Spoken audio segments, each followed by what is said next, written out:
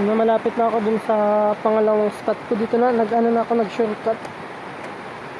Yung kasi isang daanan, mataas dun ang pababa, taas yung daan. Dito, yun, dun, dyan ako kapangalawang spot.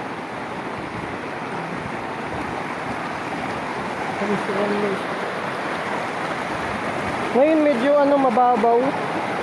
Kasi nung pagpunta ko nung mga nakarang taon, ito malalim itong masyado.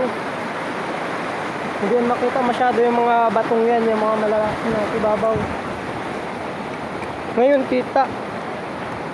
Ibig sabihin mababaw ngayon.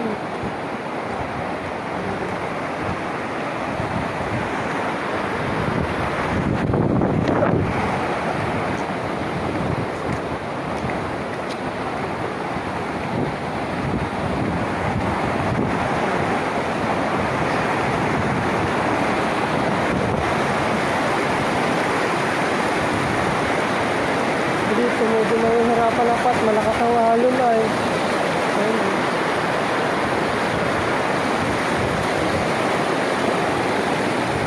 Kailangan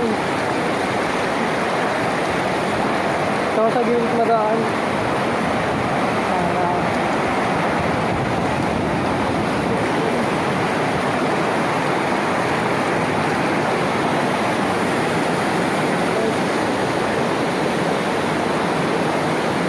dapat alerto din kayo sa mga ganitong lugar kasi minsan may mga ahas dyan, may sa mga batuhan nakakabit sa bato.